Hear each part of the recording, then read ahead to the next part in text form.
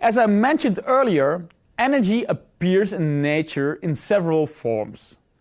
We humans make energy work for us by converting it from one form to another form. Let's consider fossil fuels. How are fossil fuels converted into other forms of energy? I will illustrate that in the following simple diagram. By burning fossil fuels, roughly 90% of the chemical energy is converted into heat.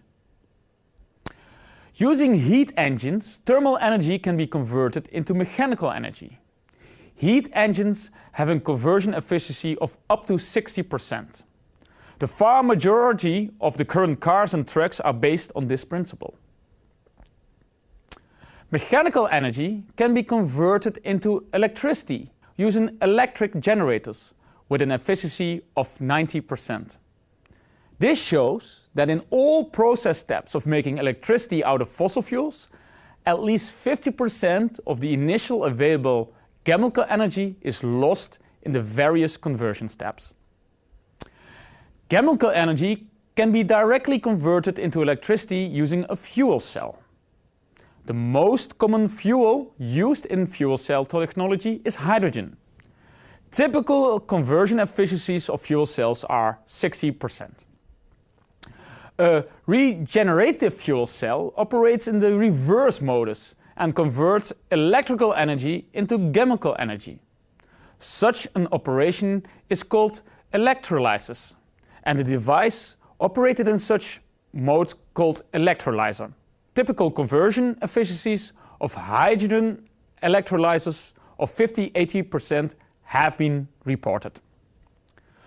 Another route of making electricity is based on an alternative fuel, nuclear energy. Nuclear energy is the energy generated in nuclear fission reactions and generates heat as well. This can be converted in electricity using the just introduced heat engines and electric generators. Next, we will look at alternative energy conversions, which are not based on fuels. Hydroelectricity is one example. This potential energy of rainwater falling in mountainous areas or elevated plateaus is converted into mechanical energy using dams. Using so-called tidal pools, the potential energy stored in the tides can also be converted to mechanical energy and subsequently electricity. The kinetic energy of wind can be converted into mechanical energy using windmills. Finally, solar energy can be converted into electricity as well. If solar light is directly converted into electricity using devices based on semiconductor materials, we call it photovoltaic. Photo means light and voltaic means electricity. Typical efficiencies of most commercial modules are in the range of 15–20%. Solar light can also be converted into heat. This is what we call solar thermal energy. Examples are heating of water flowing through a black absorber material that is heated in the sunlight. This heat can be converted into electricity again using heat engines. As the conversion efficiency of heat engines strongly depends on temperature, concentrated solar power systems are used to generate electricity through solar heating using so-called high-temperature collectors. Next to generating heat and electricity, solar energy can be converted into chemical energy as well. This is what we refer to as solar fuels.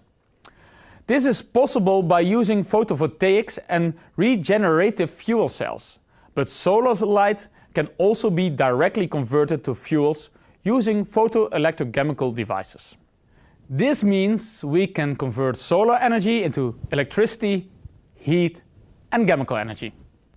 In weeks 2 to 5, we discuss the photovoltaic conversion.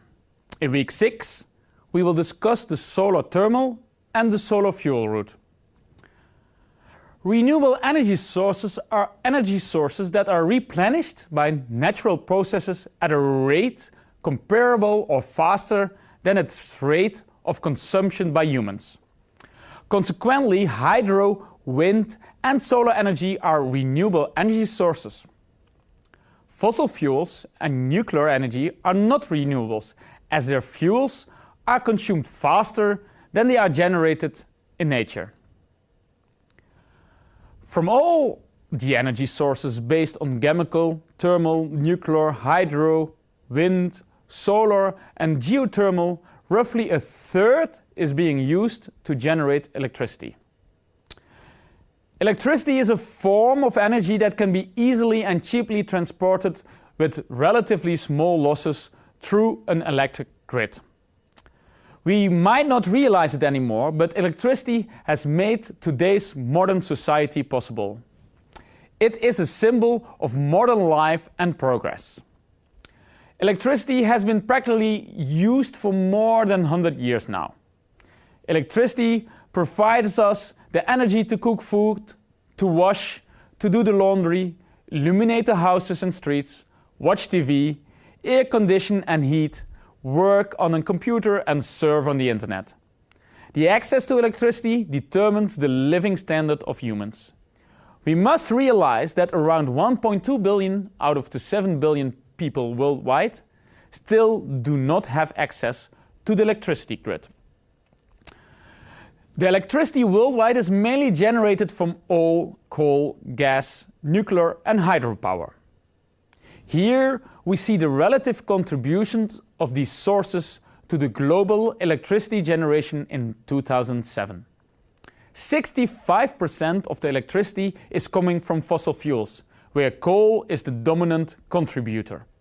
Unfortunately, coal produces roughly 2 times more carbon dioxide per generated unit of energy in reference to gas. Nuclear is responsible for 16% of the world's electricity generation, and hydropower is, with 90%, by far the largest contributor among the renewable energy sources. In the conversion from chemical and nuclear energy to electricity, 2/3 of the energy is lost. 1/3 ends up in the form of electricity. 40% of the electric energy is used for residential purposes and 47% is used by industry. 13% is lost in transmission. As you can see, in 2007, transport did not play a significant role in the electricity consumption. However, it is expected that transport-related electricity consumption will increase in the coming decades as well. In 2007, 20,200 terawatt-hours of electricity was generated worldwide.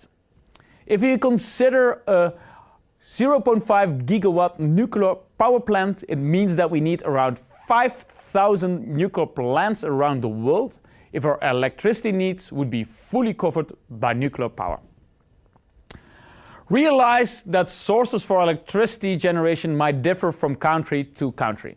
For example, in the Netherlands, electricity generation heavily depends on the local gas resources, whereas in Brazil, hydroelectricity is the most important resource. In the last 100 years, humankind's energy infrastructure heavily relied on fossil fuels.